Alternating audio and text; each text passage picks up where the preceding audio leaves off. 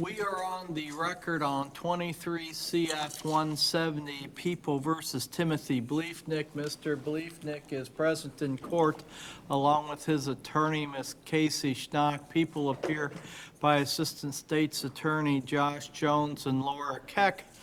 And ladies and gentlemen who are out in the audience, I would again remind you, you are allowed to have cell phones in the courthouse. However, while you are in the courtroom, those cell phones must be turned completely off and put away so they cannot be seen by security, because if your cell phone goes off or security sees you with your cell phone, they're going to ask you to leave and you will not be allowed until the next day. That does not apply to the media, who is allowed to have their cell phones and or other devices out so that they can communicate with the public, but they need to wear the ID badges so that security can determine that they are in fact media, and so that they will not be hassled then by security. And having given that admonishment again, Mr. Jones, are the people ready to proceed? We are. And Ms. Schnock, defendant, ready to proceed? Yes, Your Honor. All right, then let's bring in the jury.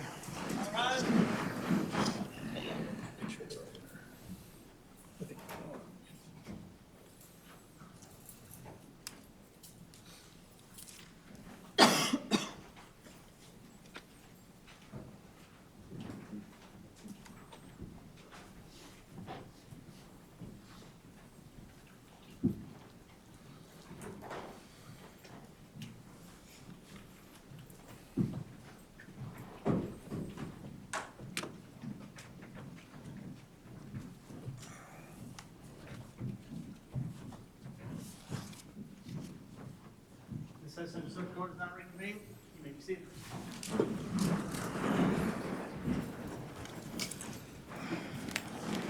Good afternoon, ladies and gentlemen of the jury. We are continuing with the prosecution's case in chief.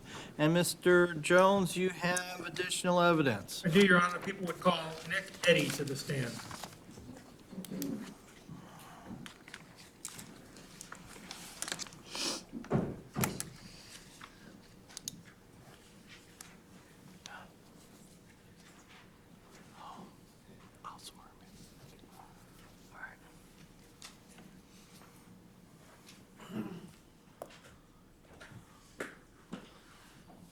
If you'll step to the front of the courtroom and then raise your right hand, and since you can't see the clerk, I'll swear you in. Do you solemnly swear the testimony you're about to give to be the truth, whole truth, and nothing but the truth, so help you God? I do. All right. If you'll have a seat right over here.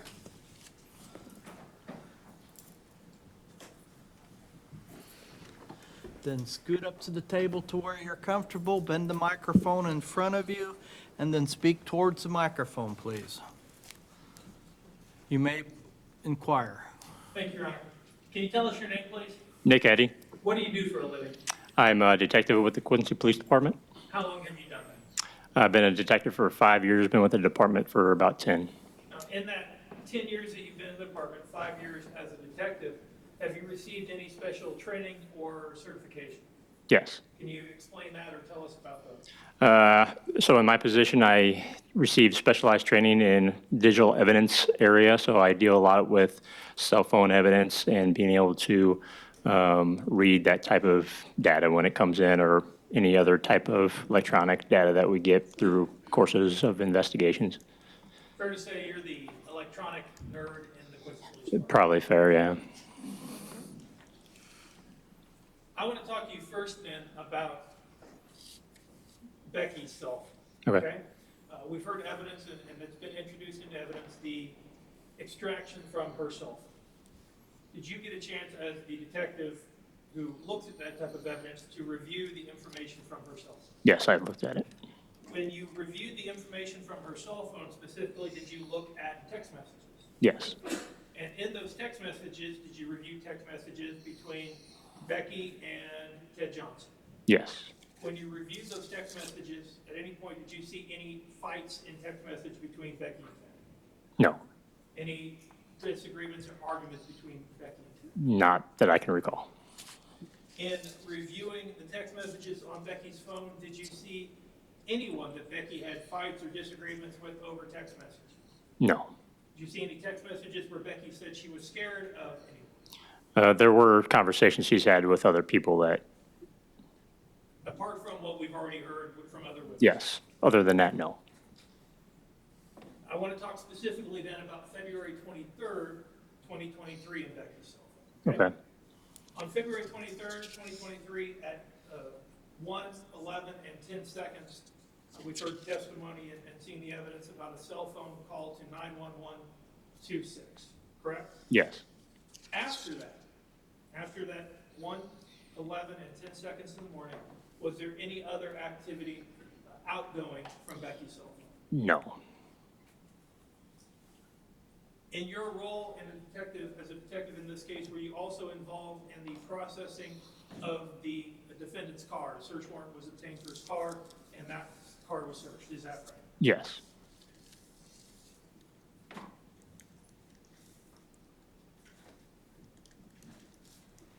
In that search, were there photographs taken of things that were found? Yes. I'm going to hand you what's been marked as People's Exhibits 166 through 170.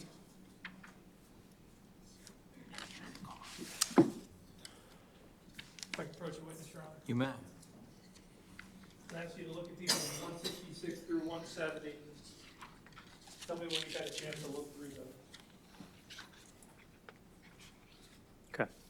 Are those photographs that were taken on March 1st, 2023, when the defendant's car was searched? It would have been March 2nd, but yes, those were photos. Yes. And I apologize, March 2nd, when his car was searched? Yes. Do those photos accurately show what you observed when that car was searched? Yes. Your Honor, we'd ask that People's 166 through 170, I believe that's what I said, would be introduced into evidence. Any objection, Ms. Stock? No, Your Honor. They will be admitted, and you may publish them. Thank you, Your Honor. Of course you did.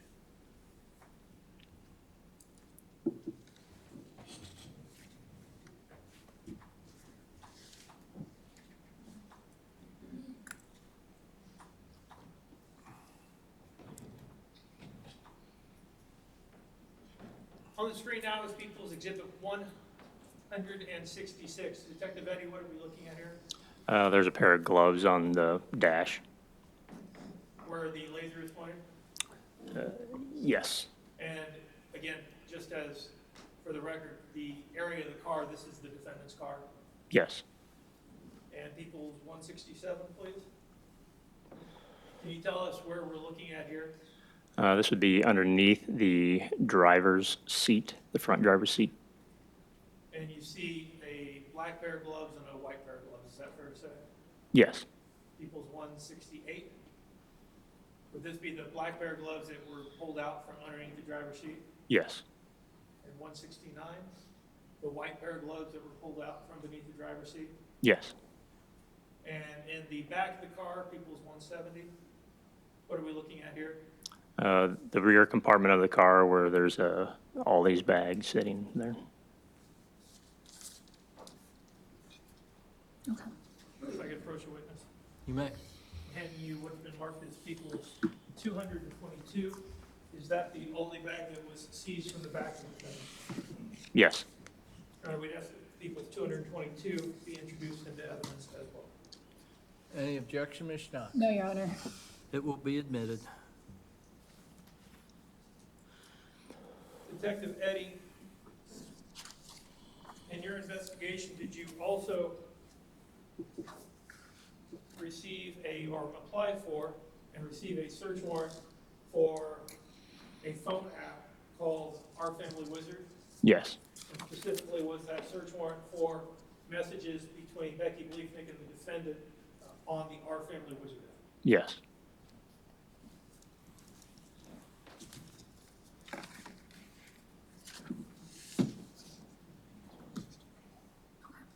If I can approach a witness. You may. I'm going to hand you what's been marked as People's 165. Is that the business records affidavit from our family wizard, as well as a CD containing the information that you have requested? Yes. And did you view that information? Yes. Your Honor, we'd ask that People's 165 be introduced into evidence. Any objection, Ms. Stock? No, Your Honor. 165 will be admitted. Okay. Going to hand you some photographs that are slides of the messages in 165. Ask you to review those.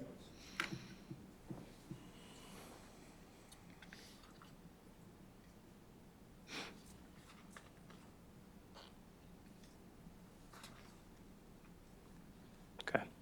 And are those, in fact, messages that you saw on the Our Family Wizard app, I believe on February 21st, 22nd of 2023, between Becky Bliefnick and the defendant? Yes. Your Honor, we'd ask leave to publish those. They've been introduced already under 165, and they're a subset of that information. You may publish those.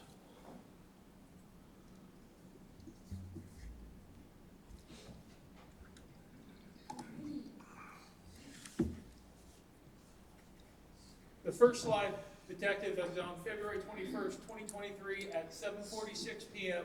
It's a message from Becky Bliefnick to the defendant, and the subject is kids. Is that correct? Yes. The message is, are you able to keep the kids tomorrow?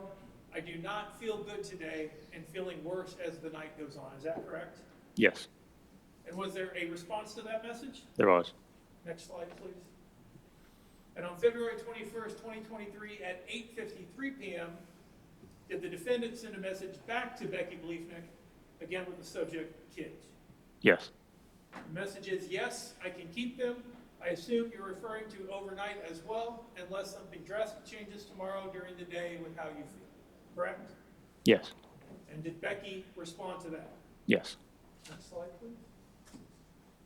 And at 8:55 on the 21st, Becky sends the defendant a message, correct, overnight, so you would pick them up from school and keep them Wednesday overnight. Yes. Next slide, please. And then at 8:55 p.m., the defendant responds to Becky, yes, I can. Yes.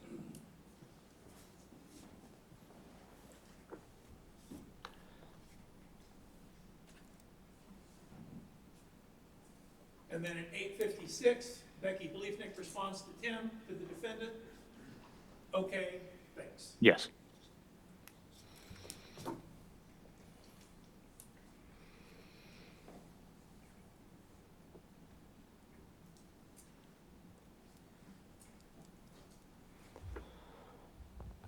I want to move on now and talk to you about a bike that was found, okay?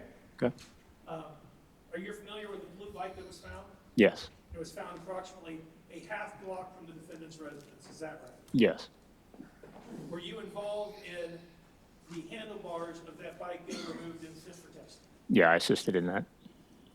They were tested only for DNA, correct? Yes. Can you explain to us the thought process behind it? They weren't tested for gunshot residue, they weren't tested for fingerprints. Explain that to me. We felt that the likelihood for DNA was the greatest out of those options. It had been sitting out in the weather for 4 days essentially, so this was our, however small chance it was, this was the best chance we thought was to make. I also want to talk to you about Ted Johnson. When was Ted Johnson interviewed? The same evening, the 23rd 23rd February. In the evening? Yes. Later in the evening, 7, something around? Yes, it was later. And he was given a gunshot residue test, is that right? Yes. Can you explain that to me? Why was that done? Just gathering as much information as we can, as much evidence as we can, because we don't, at that point, have an idea of exactly what is going on. When you interviewed Mr. Johnson, did you have any idea about a possible time of death? No. In fact, until you got the report on the victim's phone, we didn't know that she tried to call 911 at 1:11 a.m. Yes. Mr. Johnson was interviewed interviewed way more than 6 hours after 1:11 a.m., is that right? He was. And in the course of your investigation, did you find any evidence that would lead you to believe that Mr. Johnson was a suspect in this homicide? No.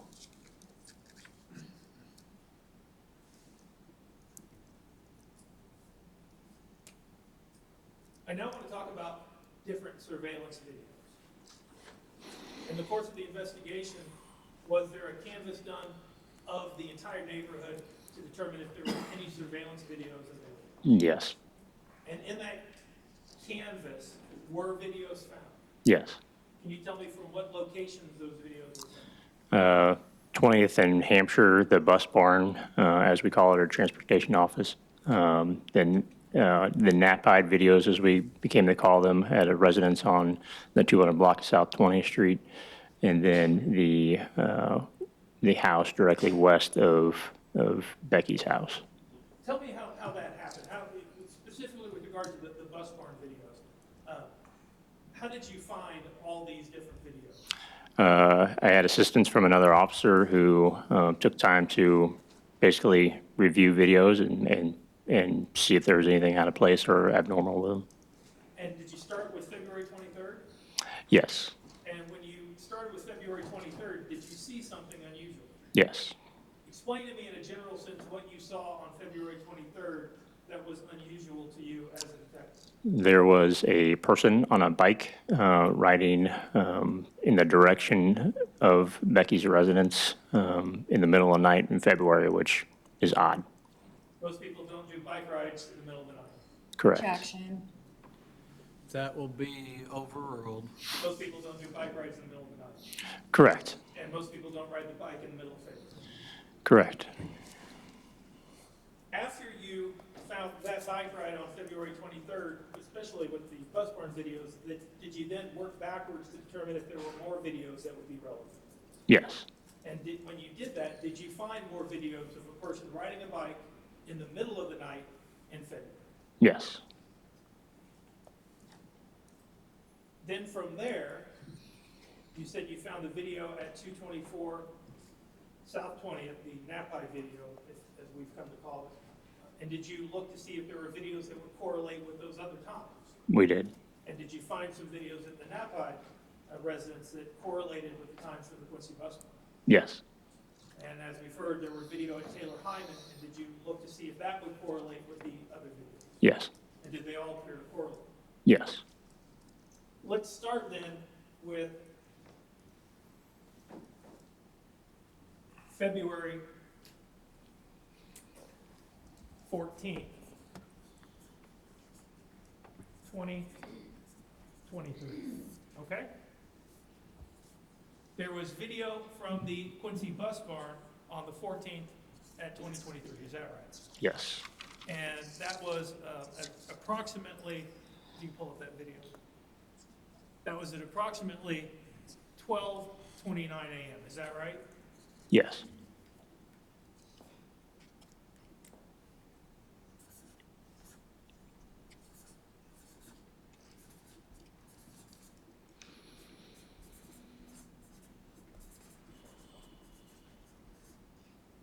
Ms. Keck, if you could play that video.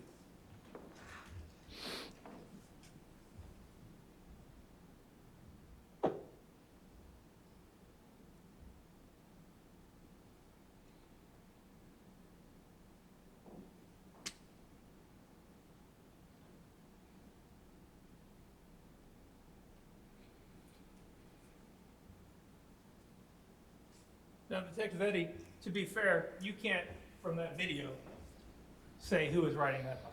No. No. Can't tell if it's a man or a woman. No. Can't tell if they're white or black. No. Can't tell if they're tall or short. No. Can't really say anything about them. Fair to say? Yes. After watching that video at 12:29 a.m., was there a video at the Nappi residence at 224 South 20th, nearly immediately after that, about a minute and a half later? Yes. Ms. Cook, if you could play that video, please. Hit pause for just a second, please. At the top of the screen, it says 2:14:23 at 1:31 a.m. We've already heard testimony that that was actually an hour off, and that the time was 12:31 a.m., is that correct? Yes.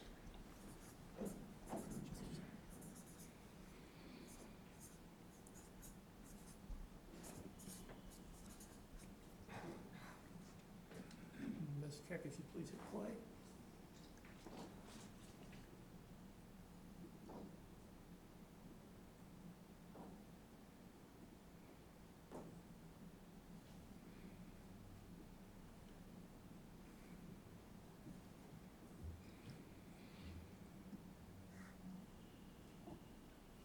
Detective Eddie, person on the bike riding north on 20th and then turning east on Prairie, is that correct? South on 20th and east on Prairie South on Avenue. 20th and then east on Prairie. Yes. After looking at that video, did you then go to a video from Taylor Hyman on the 14th as well? Yes. And Ms. Keck, if you could hit that video and hit pause for just a minute. And that video's time was 12:37 a.m., correct? Yes.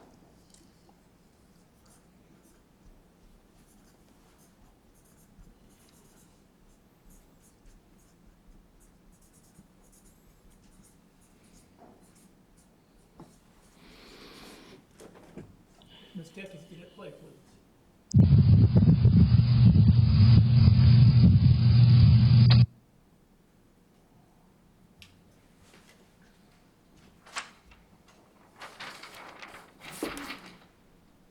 Detective Eddie, did you find more video on February 21st, 2023? Yes. Now, before we talk about that, on the 15th, the 16th, the 17th, the 18th, the 19th, and the 20th, were there any midnight bike rides? No. You watched from midnight to 4 or 5 a.m., no bike rides on any of those other days. No. Then let's talk about February 20. Oh, I apologize. There's one more video on the 14th. I forgot about that. There was another video at 12:52 at the Quincy Bus Bar, correct? Yes.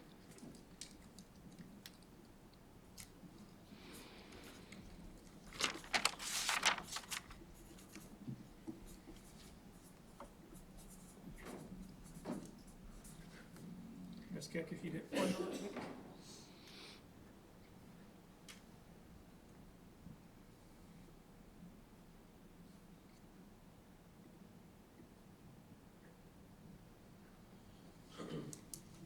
You see a person on a bike headed north on 20th Street, correct? Yes. You shared with us no video on the 15th, 16th, 17th, 18th, 19th, or 20th? Yes. Was there video on the 21st? Yes.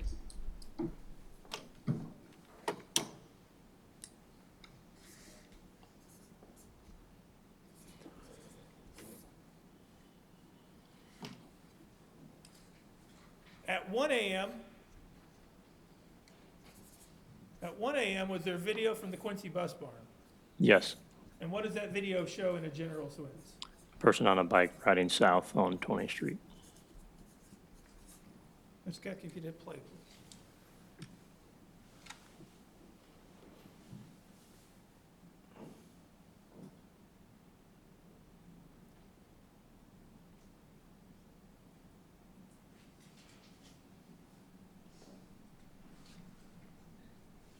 Go back to the cover story.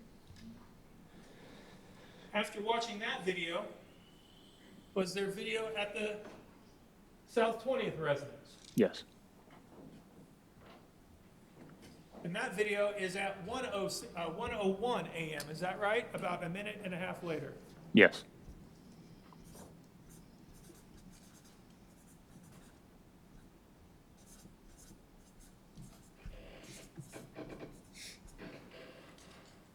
Could you hit play, please?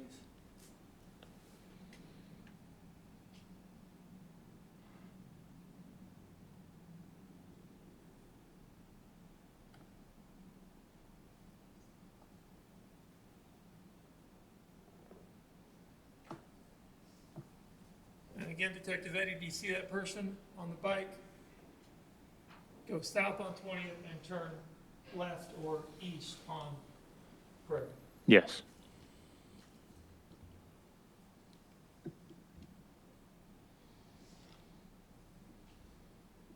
There is no video from the Hyman residence on that day. No.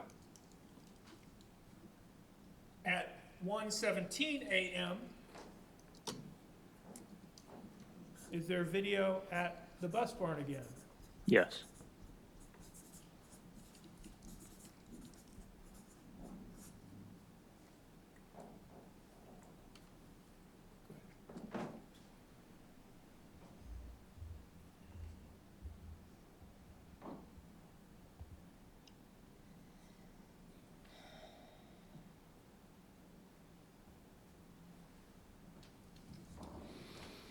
And again, Detective Eddie, you see a person on a bike headed north on 20th Street.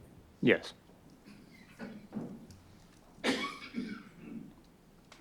Then again, at 1:41 a.m., is there video from the bus barn? Yes. Ms. Keck, if you hit play.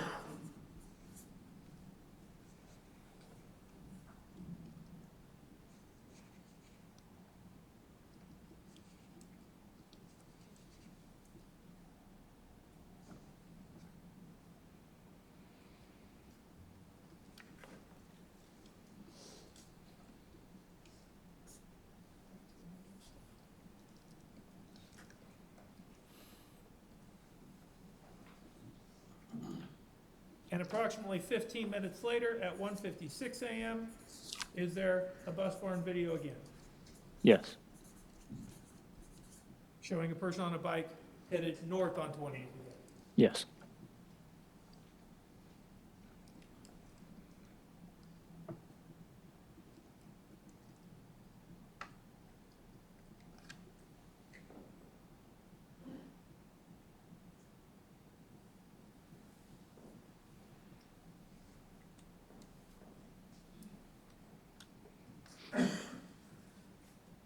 On the 21st, are those the only videos of a person riding a bike by the Quincy bus barn? Yes. Let's then move on to the 22nd of February.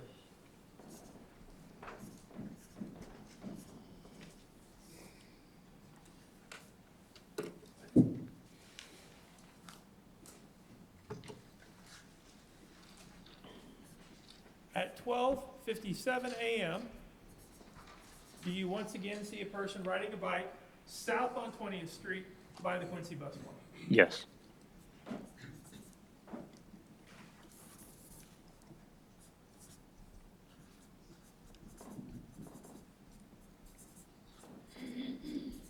Ms. Keck, if you did.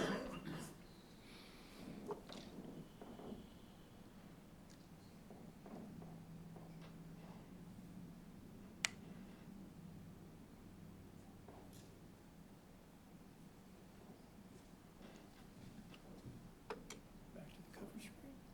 Approximately a minute and a half later, at 12:59 a.m., is there video of a person riding south on 20th Street and then turning left or east on Prairie again? Yes.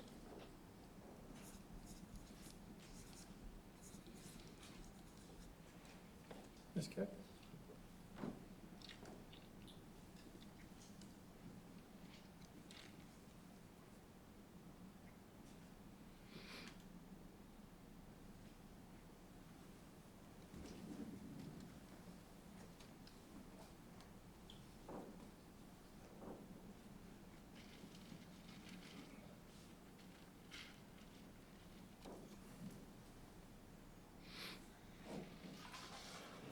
And on the 22nd at 1:05 a.m., approximately 5 or 6 minutes later, was there video from the Hyman residence? Yes.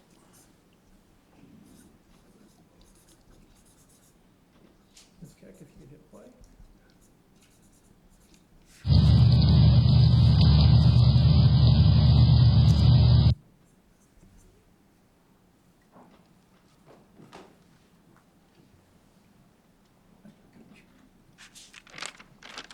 And approximately 5 minutes after that, at 1:10 a.m., is there video at the Quincy Bus Barn of a person headed north on 20th Street on a bike?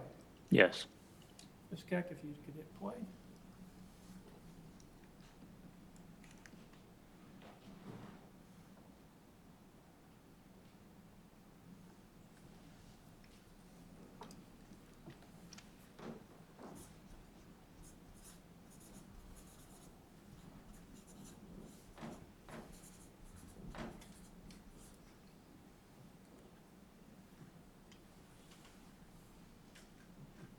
Then about 30 minutes later, is there video from the bus barn at 1:46 of a person riding south on 20th? Yes.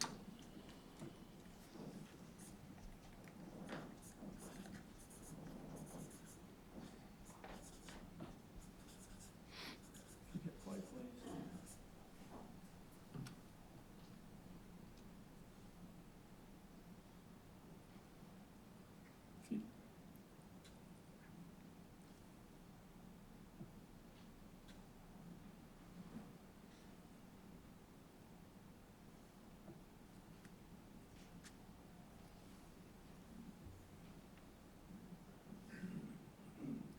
And approximately a minute and a half later, at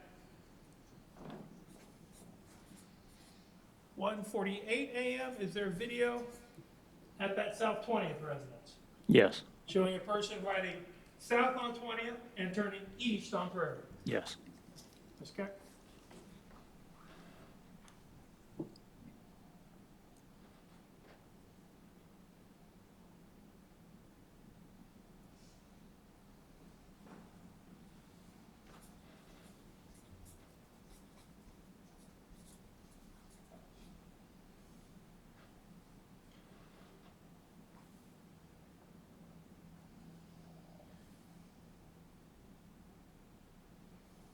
And at approximately 1:53 a.m., 5 minutes later, was there video at Taylor Hyman's residence again?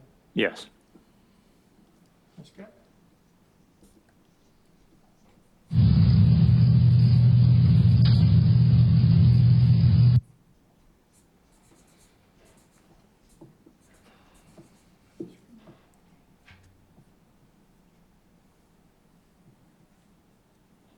And approximately 15 minutes after that, is there video at the Quincy Bus Barn again of a person going north on 20? Yes.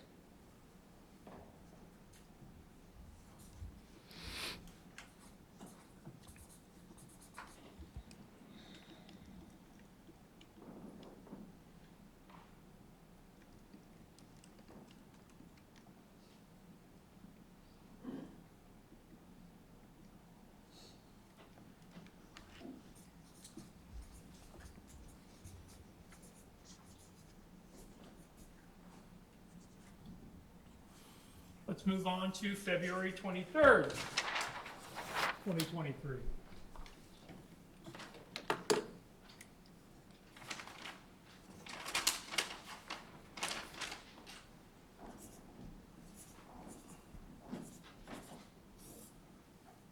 Are there video from the Quincy Bus Barn and 224 South 20th on the night, early morning hours of Becky's murder? Yes.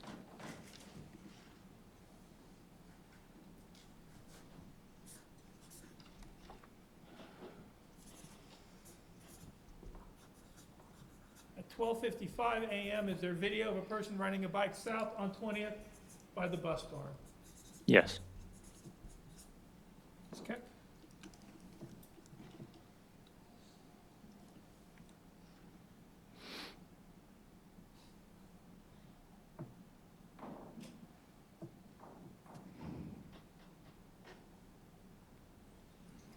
Ms. Keck, that was the 22nd.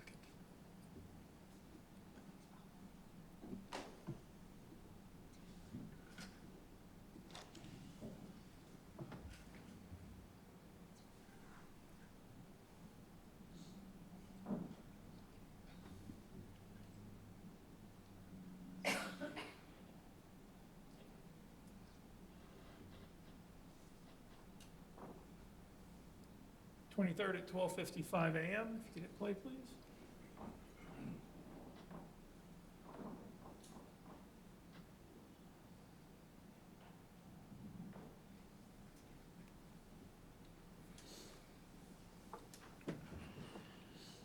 Detective Eddie, approximately a minute and a half later at 12:57, was there video from 224 South 20? Yes. Again, showing a person riding south on 20th Street and turning east on Prairie. Yes. Hit play, please.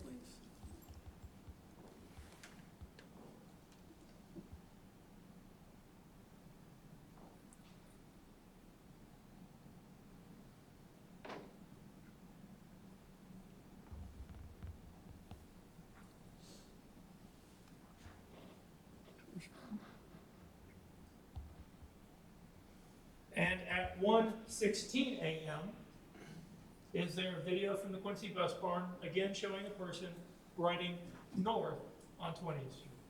Yes.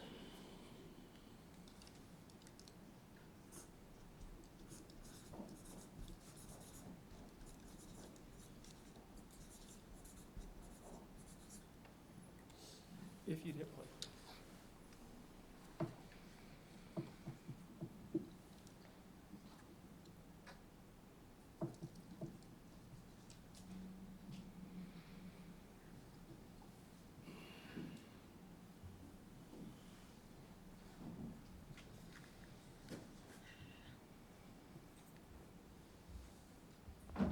Detective Eddie, in the course of your investigation, was there a test bike ride that was done by another officer, specifically, I believe it was Zach Demas, is that right? Yes.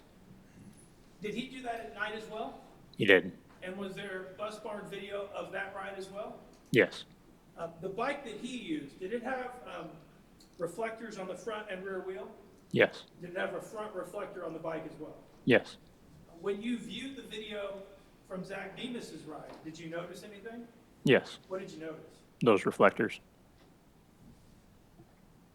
Your Honor, that's been introduced as part of the same Exhibit 162, and we'll be playing that next.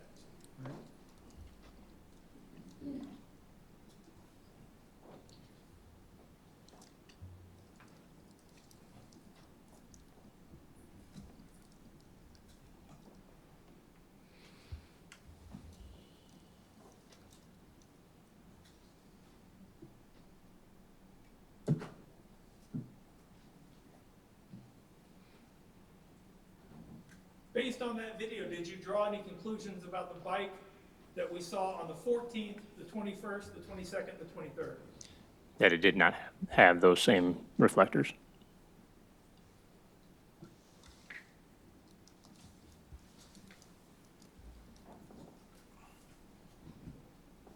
I now want to move on and talk about the defendant's cell phone records. You've had a chance to review those, and they've been introduced into evidence. We'd ask permission to publish those again, Your Honor. You may publish them.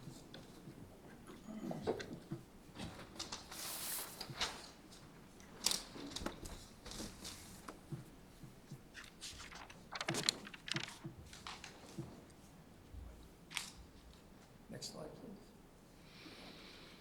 Next slide. On the 14th, when we see this person on the bike ride, is there any cell phone activity going on the defendant's phone? Are there any phone calls being made? Mr. Jones, I'm going to stop you. Said on the 14th. Please state the month. I apologize. On February 13th into February 14th, 2023, are there any phone calls going on the defendant's cell phone? Within that time frame? Within this time frame, correct? No. In fact, the last call on the 13th is 2/13/23 UTC time of 20:16:46. Did I read that right? Yes. So that would be 20 minus 6, so 2:16. 2:16 in the afternoon, correct? Yes. So from 2:16 in the afternoon on the 23rd, the 14th of February, until the 14th, I'm sorry, I misread that, I apologize, you can go back. The 4th is UTC time. Yes, they're in UTC. The last time would be the 2/14/23 at 1:38:36 a.m., is that right? Because that would actually be the day before the 13th. You have to Yes. subtract 6. So that would be, help me out with the math here, Detective Eddie. So we're looking at 1:36 on the 14th, so we'd subtract 6 hours, okay? And you put me on the spot too. I know. Well, 1:38 in the afternoon, or 1:38 in the morning, minus 6, so 7, Yes. 7:38 in 7, the evening. yes. I think that's a 6. 7, you're looking at the wrong one, one line down. Okay, 7:38 in the evening. gotcha. Yes, And then the next call is the 14th at 7:32 UTC time, which is 1:32 in the morning. yes.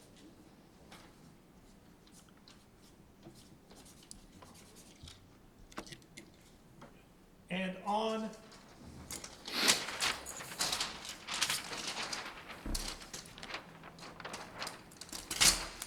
the 21st of 2023, you go forward, Ms. Cat.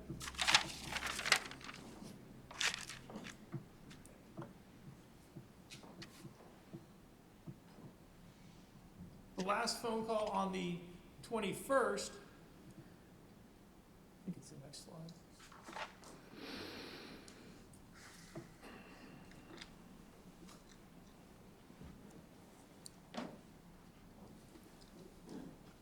Is at UTC time 2/21/23 at 22:37:54. Yes, That's UTC time, we have to subtract 6, so that would be 16:37 or 4:37 in the afternoon. yes.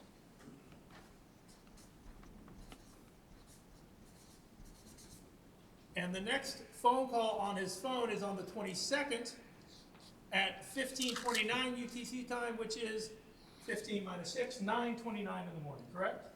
Yes.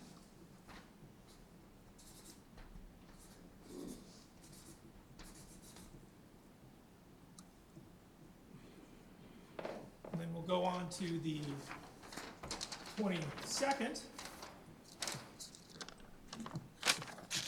and into the 23rd. And again, if you look at the bottom of the screen, the last phone call on the 22nd, it's line 122, is at 18:32 UTC time, which would be 12:32 Quincy time, correct? Yes.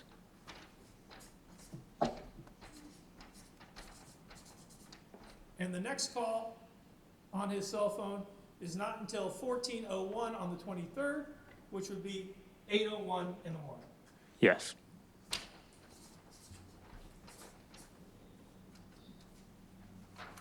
Next slide, please. I'm sorry? Oh.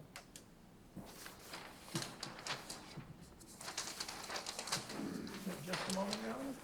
You may.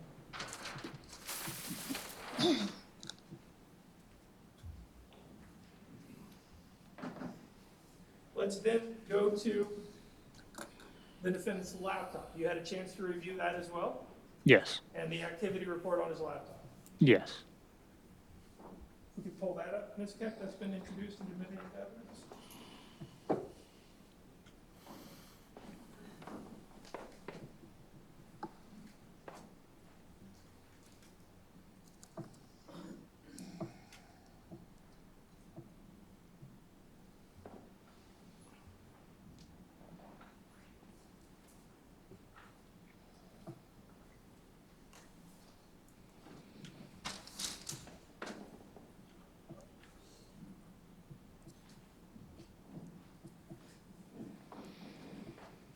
If we look at the screen, on the 13th of February at 14:02, 2:02 in the afternoon, he does something on his mailbox, or the computer is doing something on the mailbox, and then there's nothing that is done until the 14th at 1:10 a.m., correct? Yes. There's no other activity on the laptop between 2:02 in the afternoon and 1:10 a.m. in the morning, correct? Yes.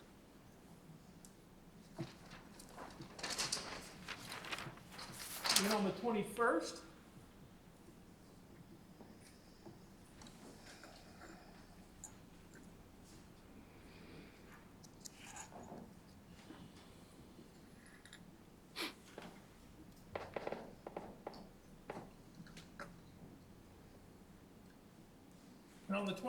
there is no activity on his computer from 2/21/23 at 20:27, that's 8:27 p.m. to the next morning, the 22nd, at 7:01 a.m. Correct? Yes. Then on the 22nd,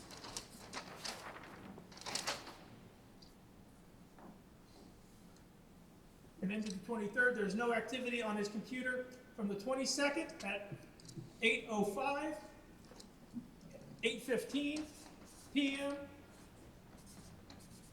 to 6:02 a.m. on the 23rd. Is that right? Yes.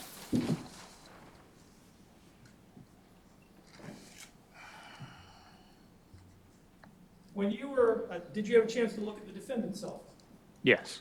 When you looked at his defendant's cell phone, was there information that you could glean about when that cell phone reports that the screen is locked or unlocked? Yes. And did you prepare a report based on that information about when his cell phone screen was locked and unlocked? Yes.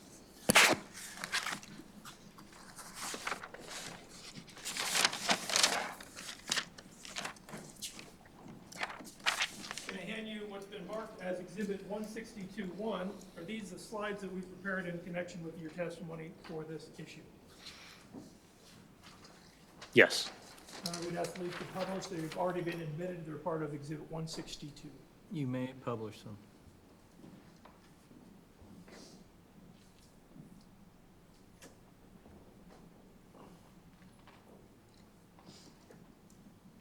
Detective Addy, starting on February 21st, 2023, what time did the defendant's cell phone lock? The screen was locked and the phone wasn't being used.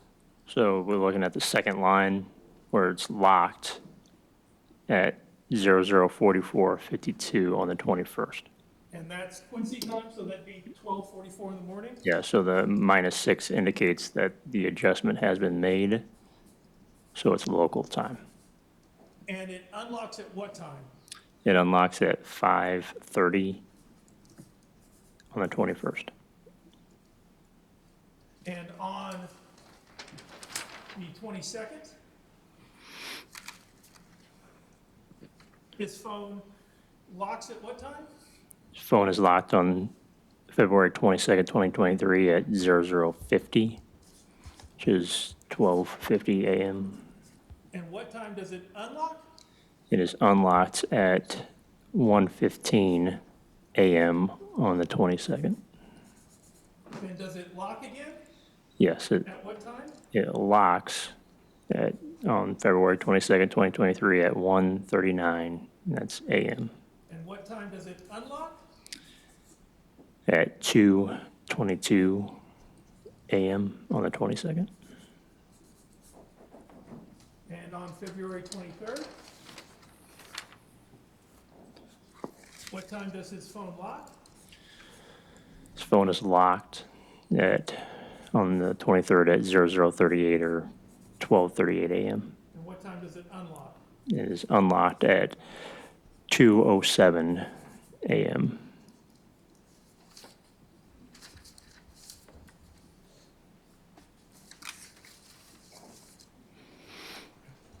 Mr. Jones, I'm going to stop you for just a minute because we're all going to stand up and stretch, all right? Everybody's allowed to stand up and stretch.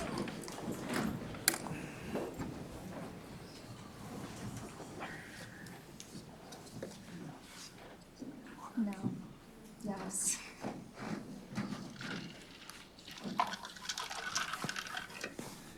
You're welcome.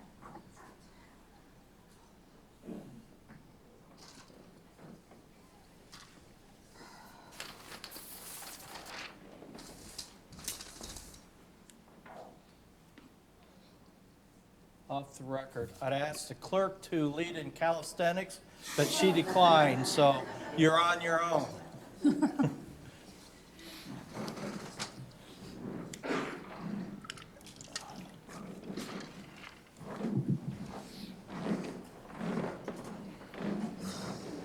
All right, please be seated.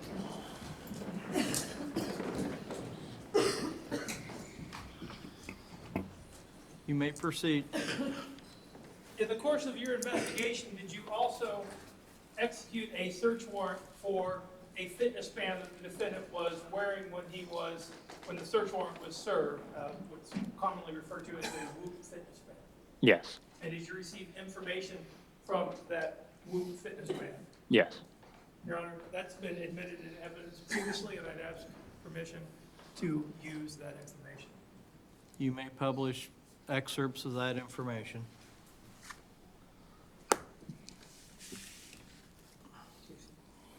Okay.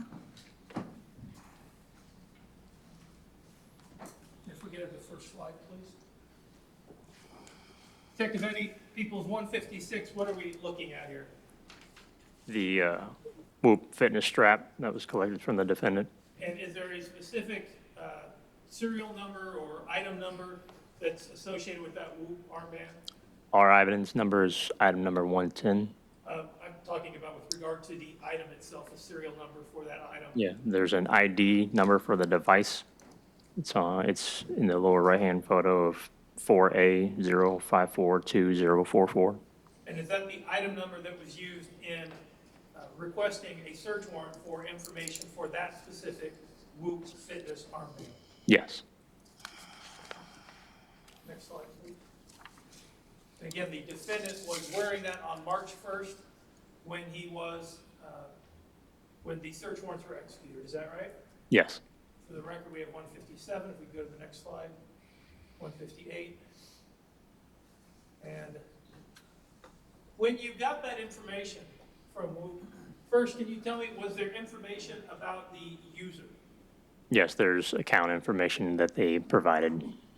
And are we, the account information here on the left where it says first name Tim, last name Bliefnick, country US, city Quincy, Illinois, is that right? Yes. And there's also a email account, timbleefnick@gmail.com. Yes. The information that you got, let's talk about the information that you got. First of all, when you got that information, how many lines of data did you receive? So in the metric data set alone was 1,474,818 lines of data. Get the first slide. Is this basically what we're looking at, that metric data that you're talking about? Yes. And it's got a strap ID number that we just talked about, 4A0542044, correct? Yes. And there's a date, February 13, 2023, correct? Yes. And there's a time. What can you tell me about the time? So each line was represented in this timestamp, and they would go up estimate of a second, but it would, if you did the math, it's less than a second. Is this time Central Standard Time or UTC time? It is in UTC time. So to get to Quincy time, we would have to subtract 6. Do that math, yes. The Whoop armband, do you know how it charges?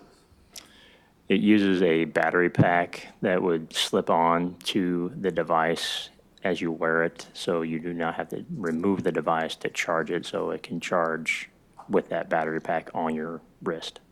Also, when you got the information from Whoop, is there any GPS data that's included with that? They did not provide any GPS data, The Whoop doesn't have GPS data. none that they provided. And you reviewed all 1,474,818 lines of data, as you talked about, second for second, that it's providing information, correct? Yes. And how does that work? The Whoop provides information to the phone, and the phone uploads it to the cloud? So there's a Bluetooth connection that's established between the device and whatever phone it's paired with, and then that information is relayed to Whoop via the internet through a cloud connection. Now, when you got this information, you already had all the videos, correct? Yes. And did you look at the Whoop data, the second for second, to determine if there was any correlation between the Whoop data and the videos that you already got? Yes. And were there? There were. Let's talk about those correlations. First, on February 14th, 2023, was there a period of time when there was a change in that second for second connection to the phone? Yes. So if we look at this data, this is on February 14th, 2023, same strap ID number, right? Yes. And it starts at 6:00:20 seconds, but as we know, you have to subtract 6, so that's midnight and 20 seconds. Yes. And we have midnight and 21, 22, 23, 24, 25, 26, 27, 28, 29, and then it changes. Yes. There's a gap of 1 hour, 10 minutes, and 10 seconds. Is that right? Yes. Help me out. It stops connecting to the phone at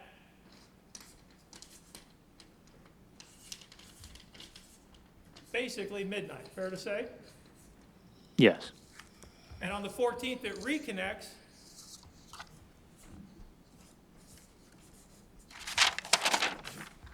at 1:10 a.m. Is that right? Yes. Well, what about on the 21st? Was there another gap in time? Yes. Next slide,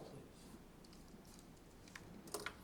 And on February 21st, 2021, it stops connecting to the phone at 12:45 a.m., correct? Yes. And then it starts reconnecting to the phone at 8:11 UTC time, which would be 2:11. Correct? Yes. What about on the 22nd? Were there, in fact, 2 gaps in time? Yes. Next slide, please. The Whoop disconnects or stops relaying information to the phone at 6:42 UTC time, which would be 12:42 a.m., correct? Yes.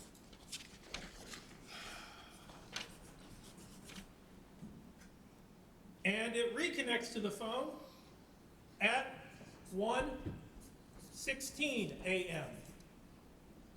Yes. Is there another gap right after that? There is. Next slide. Again, 7, 39, 19, 20, 21, 22, 23, 24, 25, 26, 27, 28. And at 7:39:28, it stops connecting to the phone, right? Yes. That would be 1:39 a.m. Quincy time, wouldn't it? Yes. And it reconnects to the phone at 18:19 Quincy time, which would be 2:19 a.m. Yes. And on the 23rd, is there another gap in time on the defendant's Whoop? Yes. Next slide, please. Midnight, 36 minutes and 43 seconds, 44, 45, 46, 47, 48, 49, 50, 51, 52. And at 12:36 a.m., it stops connecting to the phone. Yes. And at 2:01 a.m.,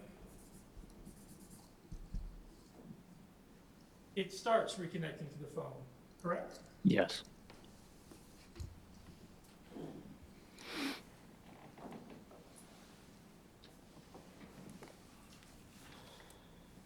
You look through all 1,474,818 lines of data. On the 15th, the 16th, the 17th, the 18th, the 19th, are there any significant gaps? Not during that time frame. On the 24th, the 25th, the 26th, the 27th, the 28th, are there any significant gaps in that same time frame? No.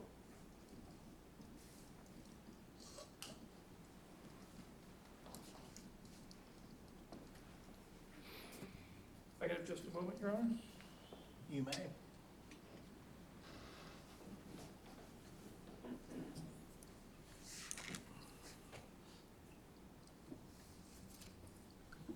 Thank you, Detective Eddie. That's all the questions I have.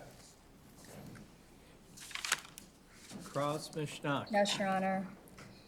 All right, Detective, while it's all fresh in our minds, I'm going to start talking about this Whoop stuff, okay? Okay.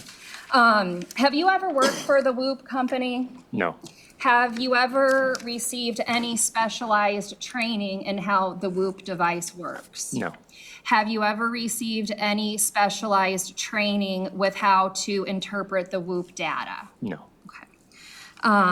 As far as what we are looking at is concerned, do you know how the Whoop tracker is different from other fitness trackers? Just for my own research that I've read up on it. Okay. Is there anything proprietary about the Whoop device that is different from other devices? I don't know. They have their own proprietary algorithm, correct? I would imagine they do. Okay, but you're not aware of what that algorithm is or what it means or anything in that regard, correct? Correct. As far as how you charge a Whoop is concerned, you said that there's a battery pack it's a wristband, correct? Yes. And is it rubber? Is it a cloth material? What kind of material is it? The band itself. Okay, and then there's a battery pack on it, correct? I mean, are you asking The what band itself. is? What's it made of? Yes, I do not know. okay, and then, but it's a strap.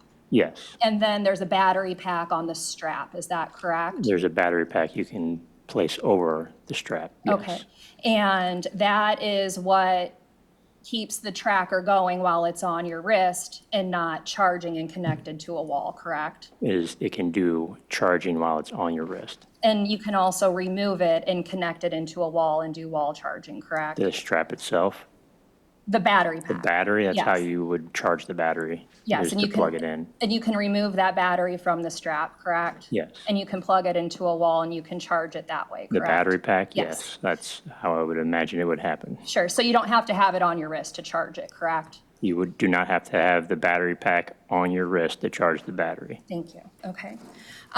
Do you know, does the Whoop track data even if you aren't wearing it? There's a certain amount of data that the strap will retain according to the information that I gleaned from my research that will stay on the strap.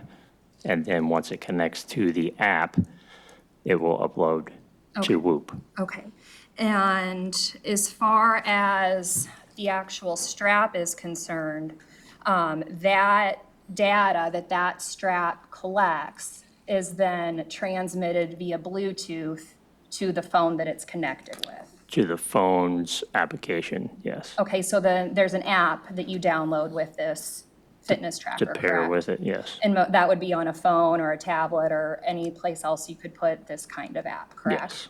All right. And the fitness tracker will sync with the app, correct? Yes, And that's done through Bluetooth, correct? yes, So if there's no Bluetooth connection, the data can't sync. Is that correct? that would be my assumption, Okay. yes. And so even though the data may not be there on the application, once you sync it, it would show up. Is that fair? It's fair to say that. Okay. And then do you know with this particular fitness tracker, can you also manually input data that the tracker may not have collected? I do not know that. Okay. Before you got the data off of the Whoop device, did you make sure that it was properly synced to make sure all of the data was collected off of that tracker? I don't understand the question. Are we making sure that that Whoop or the Whoop strap is connected to the phone? Yes. That I don't know. Okay. Do you know if there would be any gaps in Bluetooth connectivity during the times that you're talking about? I don't know. Okay. So if it's not connected to Bluetooth, it's not transmitting the data, correct? If you're referring to the metrics database that we're Yes. looking at, Yes. then that would be my assumption based on what we saw. Okay. And then if there's a disruption in the Bluetooth, if you sync it after the fact, is it your understanding that then that should fill in whatever gaps that there were during that time? Again, I don't know how that metrics database works. That data set is unique to me on this situation, so I couldn't tell you how it's going to backfill and catch up that data. Okay. Did you do any follow-up extractions to see if there was any back-end data in this case? On the device? On any device that you found? No. Okay. So the device that you have, or the information that you have is the information that you were able to extract and make sense The out of? information we had came directly from Whoop. Okay. And then you interpreted the data, correct? Yes. This wasn't somebody that Whoop came and explained this to you or said, this is what this means and this is what that means, correct? We were given, within that data set that we were provided by Whoop, they gave us a brief explanation of the data within that information. Okay. And in reference to People's Exhibits 161, the only thing that you can say with any certainty during these time periods is that the Whoop tracker was not connecting to the phone that it was attached to. Say that one more time. Sure. So you referenced some gaps in here. Okay. So for example, in People's 161-1, you said that there was a gap at 12:42 and between 12:42 and 1:16 on February 22nd, 2023. Okay. So is that gap simply the Whoop tracker not connecting to the phone that it is registered to? I mean, if you're asking me for my opinion, I can tell you, I don't know what exactly is happening, but I can tell you what I believe is happening. Well, if you don't know what's happening, I don't want you to guess. Okay, So if you I don't know you what, don't I don't know Okay. what is happening now. That's fair. I appreciate Okay. your honesty, Detective. Excuse me, moving on. You talked about searching Tim's car.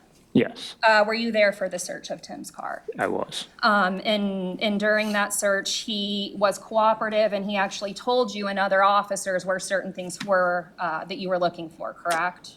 I wasn't at the scene when that vehicle was collected, Okay. but I was there when we searched the vehicle the next day. Okay. And were there swabs taken from the inside of his vehicle for further testing? We did collect swabs. And what did you guys take swabs of, if you recall? I don't recall exactly what all we took swabs of. Would you have swabbed the steering wheel? Usually we do. And yes. was that for things like DNA and gunshot residue? It would have been for DNA. Okay. And you also found a pair of gloves in Tim's car that day that it was processed, correct? 3 sets of gloves. Okay, yes. and were those gloves sent off to the lab for I don't testing? believe we sent those off, no. Okay, did you check the size of any of those gloves to see if they were adult or child-size gloves? I didn't check the size, but just by looking at them, they were adult sizes. Okay, but you didn't check to confirm, correct? Correct.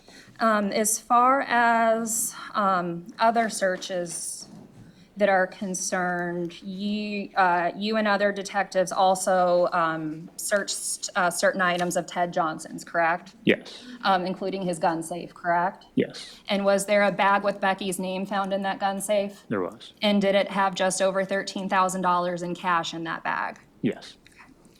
As far as the messages are concerned between Tim and Becky on Our Family Wizard that you previously testified to, they were not arguing about picking up the kids, correct? No, There was no disagreements about Tim taking the kids, correct? no, Nobody was mad at each other because there was a last-minute scheduling change that week, correct? correct. And there were no threats in those messages, correct? No, Two people making arrangements for their kids, correct? yes. As far as the bike is concerned, the blue bike that we've been talking a lot about, when was the first time that you personally saw that bike? The date we collected it, that date escapes me right now, but it was whenever Inspector Hollensteiner found it. Okay. Do you know the whereabouts of that bike the day before you saw that? The whereabouts of the bike before I saw it? Yeah. No, So when you told Mr. Jones that that bike had been outside for 4 days, you don't know that that bike had been outside for 4 days, correct? the time span from when we found it to the time of Becky's murder was 4 days. But you don't know where that bike was in the previous 4 days, correct? No, You don't know if it was kept inside or outside, correct? no. Ms. Stock, I'm going to stop you. If I could have counsel approach, please.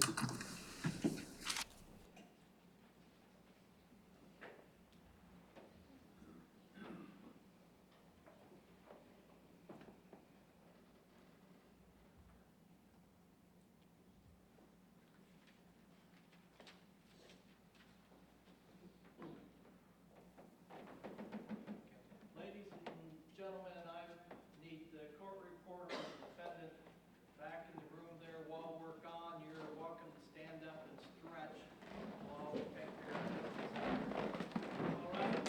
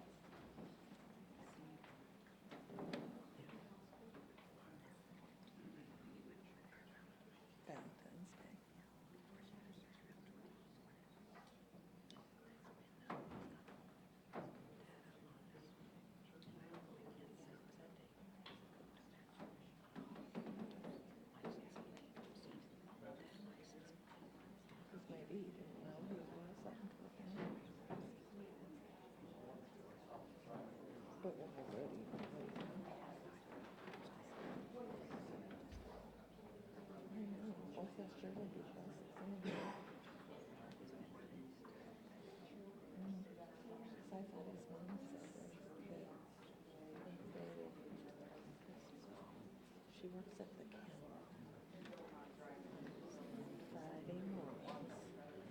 just for, well, from 9 to 11:45. She's not there very long.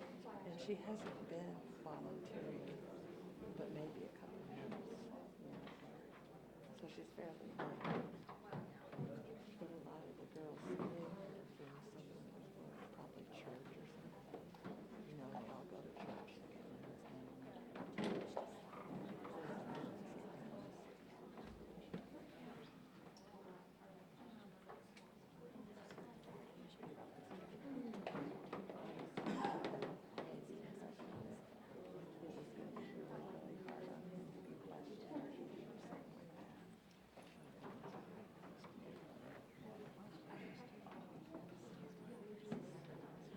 I haven't seen him in years.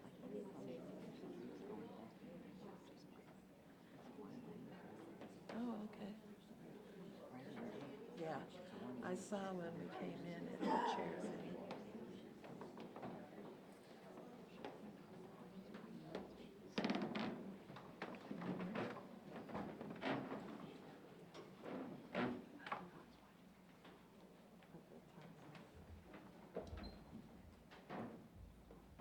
All right?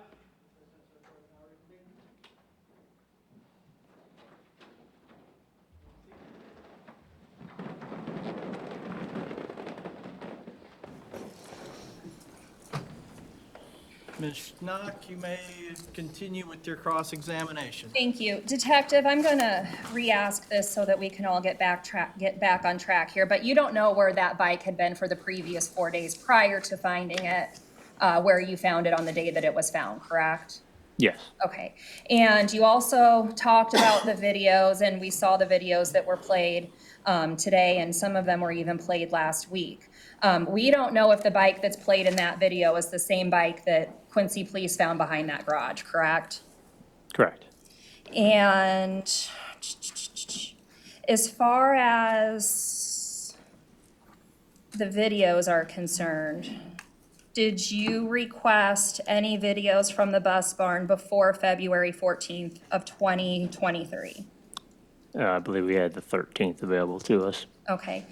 Did you ask for anything before February 13th of 2023? I believe we did, but they were purged or no longer there by the time we got back that far. Okay, and then what was the latest date that you requested? The 13th, February 13th, I believe, is all we got back So to. what were the dates that you requested video from the bus barn? All the dates that we could get from, as far as they could go back to the 13th till the 28th is when we got the last one. So they searched from February 13th to February 28th, correct? Yes, Between the hours of midnight and 4 o'clock, I correct? believe so, yes. There were no requests made for any video before February 13th, correct? We asked to go back as far as we could, so the 13th was as far back as they would go. Okay, and so there's no viable video before February 13th? That's what I was made aware of. And then the last date that you would have requested viable video would have been February 28th, correct? Yes.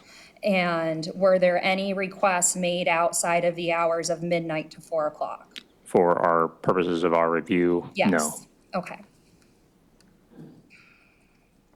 As far as the canvassing of the neighborhoods is concerned, did you have any personal responsibility with going door to door and looking and asking for video?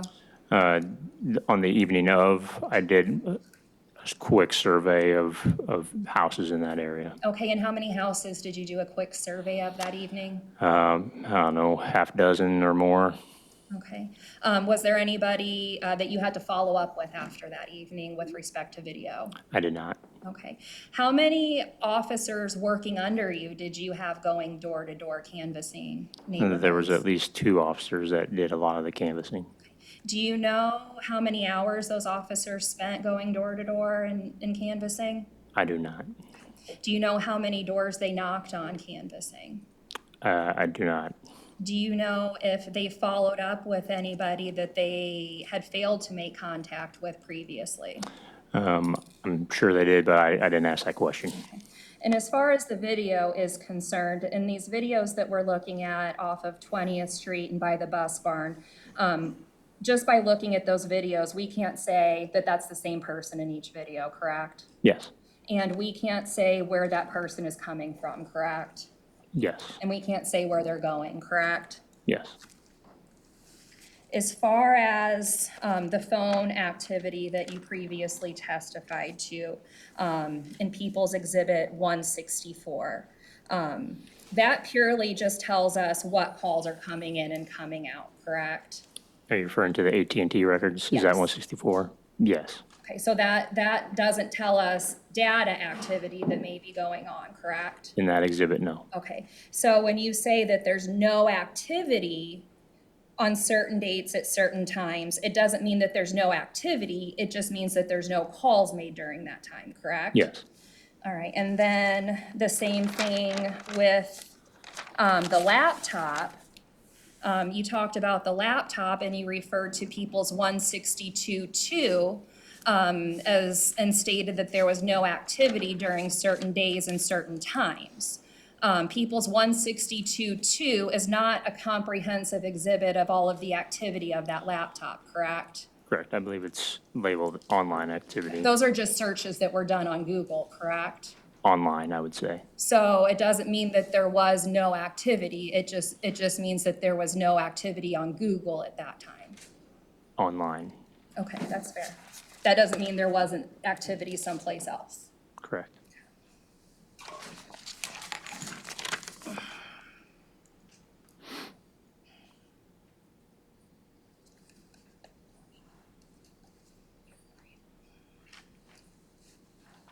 Your Honor, if I may have a moment. You may.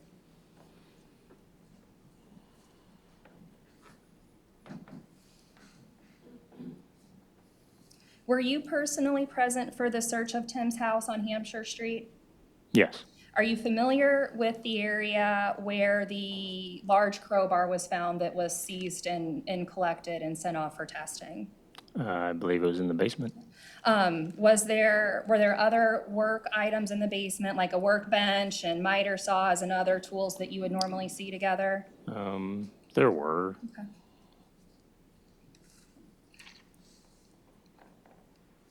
During the course of your investigation, did Quincy Police also search a pond and I think 3 waste lagoons at a trailer park outside of town? Yes. And nothing valuable was found there, correct? No. Also by that trailer park, there's about 20 acres of timber and woods, correct? Yes. Was that acreage searched? To the best of our ability. And nothing valuable was found there, correct? Yes. There was also trash that Quincy Police looked through, correct? Yes. Not only Tim's personal trash at his house, but I think somewhere in upwards of just south of 800 tons of trash was also sifted through by Quincy Police, correct? Yes. And nothing valuable was found there either, correct? Yes.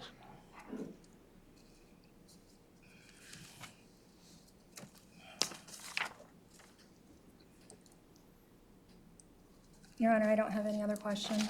Redirect. Just a couple questions. With regard to the screen lock activity report, the phone would show that it was locked from 12:44 a.m. on the 21st to 5:30 a.m., correct? Yes. Which would indicate that it wasn't being used during that period of time, correct? Yes.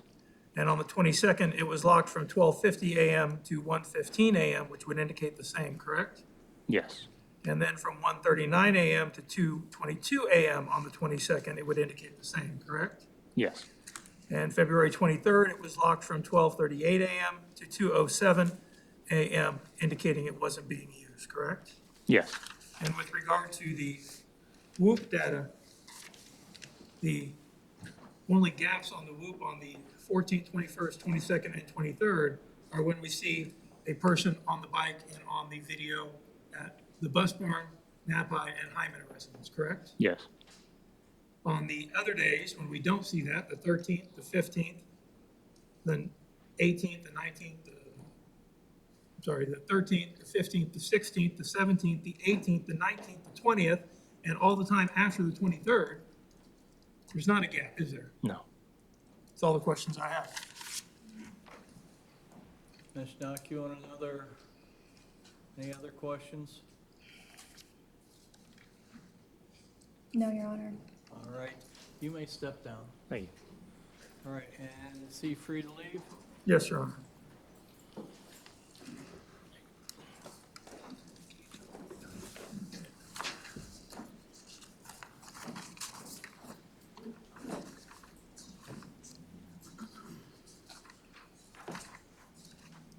Additional evidence, Mr. Jones. Could I have one moment, Your Honor? You may.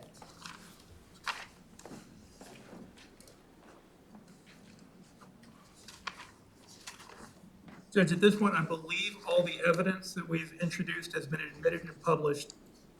With that exception, if there's something that we've missed, I'd ask to deal with that. But with that exception, the people would rest.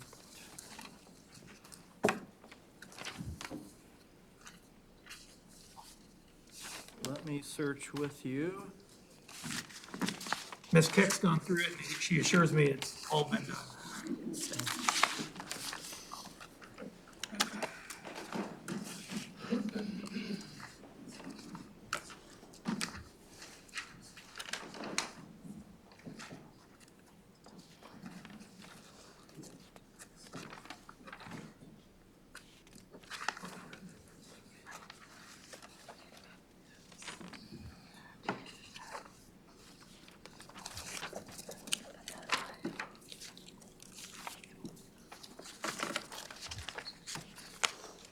Judge, all the evidence that we wanted admitted and published has been done.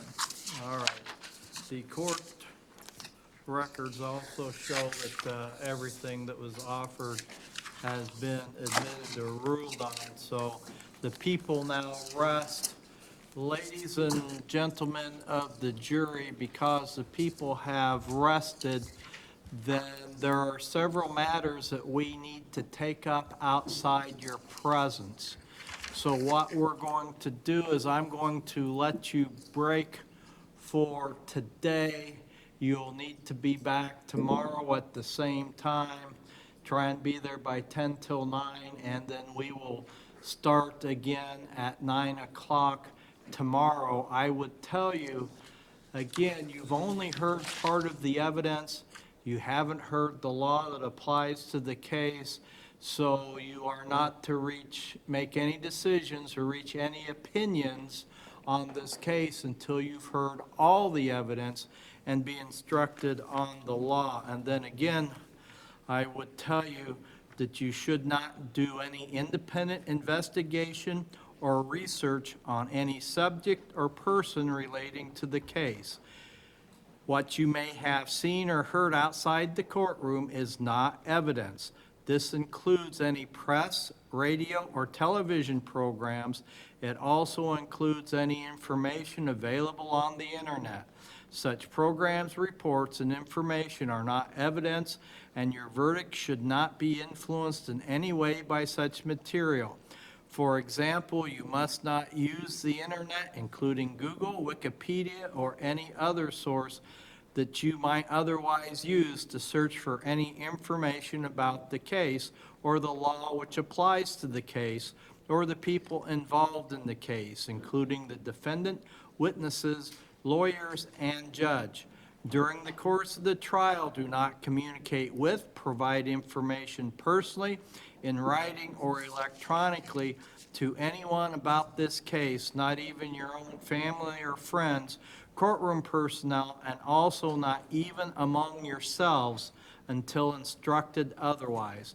You must not provide any information about the case to anyone by any means at all, and this includes posting information about the case or your thoughts about it on any device or internet site, including blogs, chat rooms, or any social networking websites such as Twitter, Facebook, or any other means.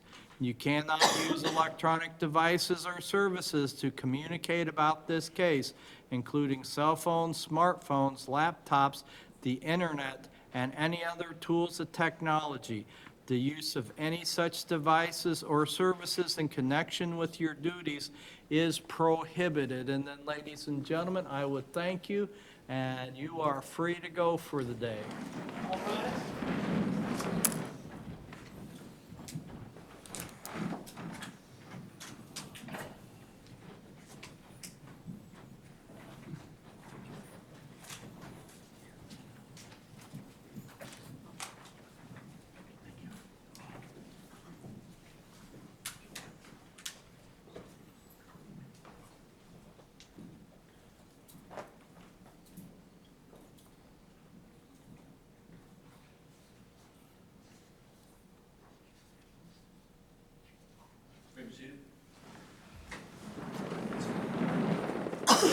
Let's take 15 minutes, counsel, and then Mr. Jones, can you have, We're going to print out jury instructions. okay, well, good, that's what I was gonna ask, because either you have to print them out or I have to print We'll them out. print 'em out. All right, thank you. We'll be in recess for 15 minutes. Thank you, Your Honor.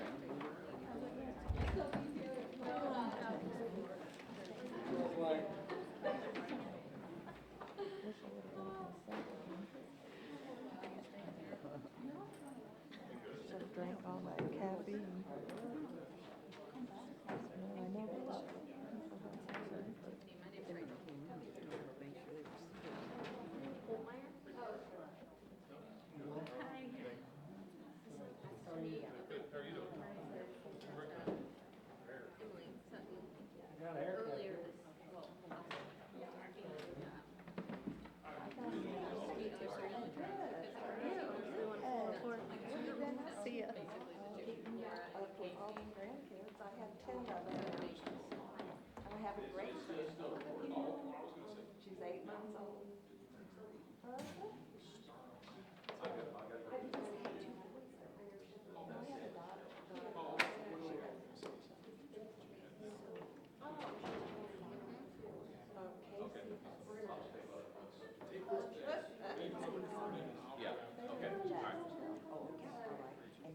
We're gonna get together. I know we're gonna be barbecue just outside.